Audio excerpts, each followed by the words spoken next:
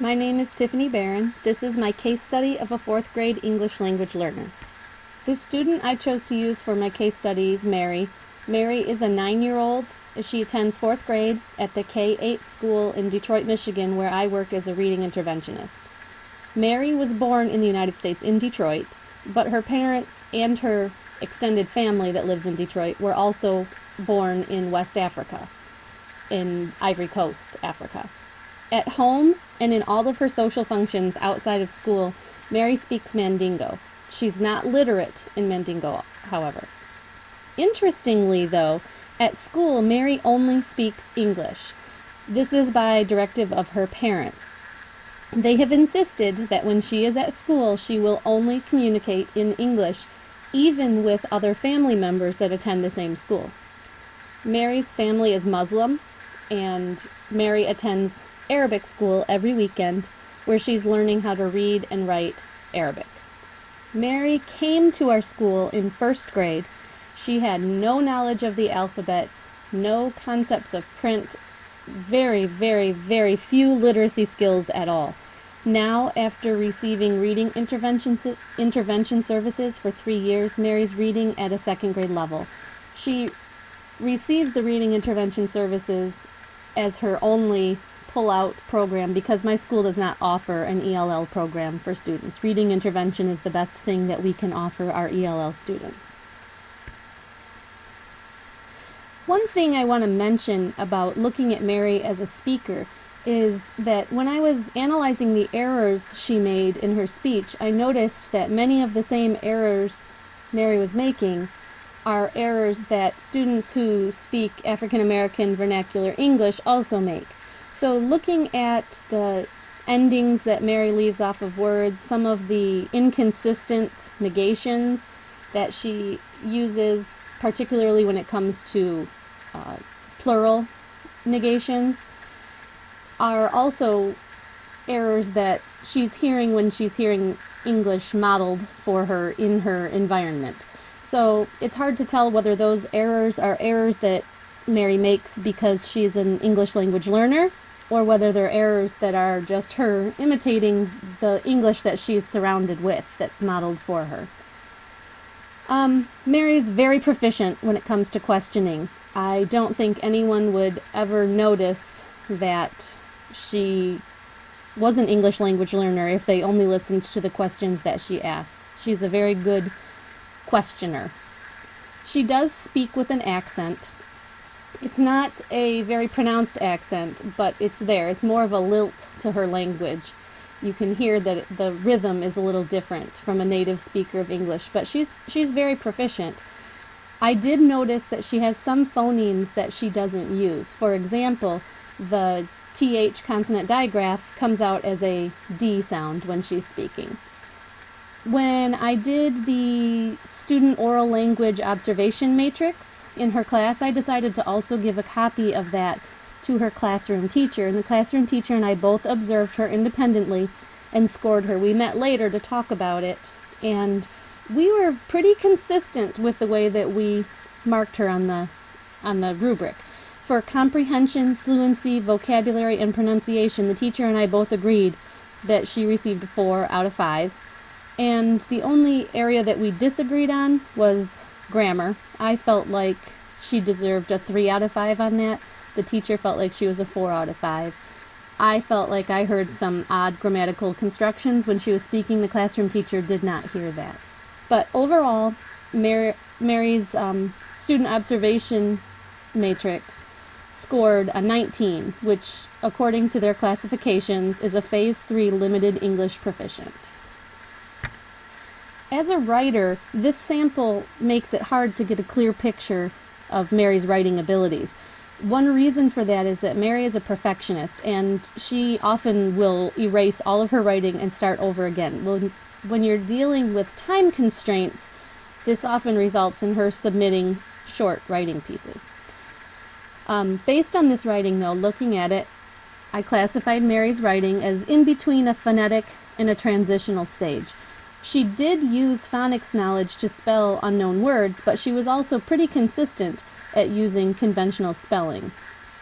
She does not always remember to use capital letters for proper nouns. For the word I, she doesn't always remember to use capitals at the beginning of the sentence. She sometimes mixes capital letters into the middle of her words, and she also omits punctuation quite often. The punctuation is something that you don't really see in this writing sample, but it's what I know of her from working with her for a long time. Some of the strategies that I've decided to use with Mary are making sure that I'm giving her more time for writing. And we're working on dialogue journaling to create a little bit more communication, give her writing a little bit more of a purpose, because when I just ask her to write, she doesn't want to do it. And I want to make sure that she's encouraged to write, that there's a reason for writing. And I've been working on creating individualized spelling lists for her based on the errors she makes in writing. And what I'm actually doing with her classroom teacher is each week she gets 2 or 3 extra spelling words in addition to what the classroom has. And she's really risen to the challenge and embraced those spelling words. And I've already seen an improvement in her writing with those words specifically. One thing I do want to point out is I spoke about the phonemes that Mary doesn't use when she speaks, one of them being the TH, and there's an example right here where she wanted to say those are the things that I like about my home, but instead she wrote those are the thing. That's how she says the word, so that's how she wrote it. As a reader, like I mentioned earlier, Mary's reading at a 2nd grade reading level. She's at a Fountas and Pinnell level K right now as a 4th grade student. This means she is still significantly behind her native English-speaking peers at reading level. She's fluent. She reads very, very fluently, but one thing I've noticed is that she struggles with comprehension and, like I mentioned on the last slide, writing. So I wanted to do my comprehension lesson with her to be focused on those skills. What I decided to do was a lesson on making connections. So there are the 3 connections that we did eventually talk about were making connections to self, making connections to other texts, and making connections to the world. This is the first lesson in the series that I did with her, and we talked about making connections to self, so making connections to her own personal life. And we looked through a book that was at her independent reading level because I didn't want her spending her time working on decoding words. I wanted her to spend the time working on comprehension. So she had a book that was actually at a level I that she read through. It was a pretty clear book for this topic. And we went through, talked about vocabulary words, making connections, personality, and the word worry, because those were prominent words in the story. She read the book independently, then came back to the group, and we went through page by page, and she made connections to her own life. And I kept the connections on the dry erase board just as 1 or 2 words so we could have a running list of what her connections were.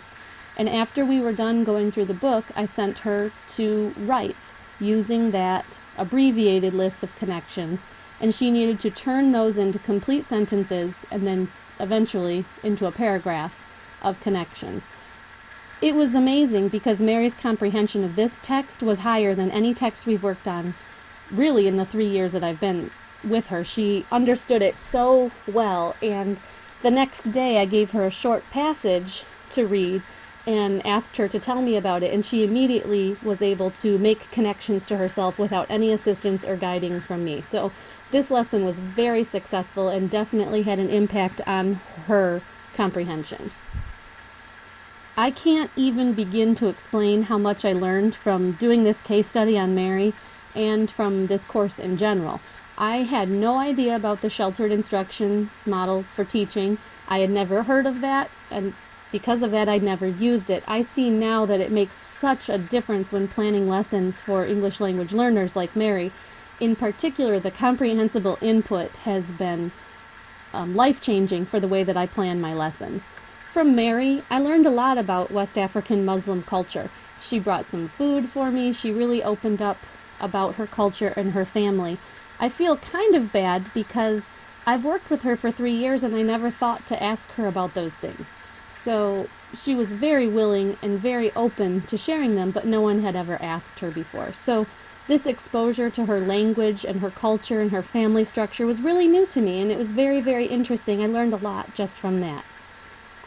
Probably the most important lesson I've learned from this course and this case study is that even small changes to the way that I teach lessons can have a big impact on the students that may still be learning English, and probably some of the students who know English benefit from it as well. I learned so many different ways to assess an English language learner's literacy skills in this course. The different rubrics, the assessment pieces that we've used and learned about in this course have really given me a great toolbox to use to tailor my future teaching to the needs of my English language learners. And probably most importantly, this class has given me the opportunity to open those lines of communication with administration to discuss why we don't offer something specifically for our English language learners at our school, and what we can offer our teachers, our classroom teachers, in terms of professional development, especially in the absence of an English language learner program. So being able to be knowledgeable and have those conversations with administration has been priceless.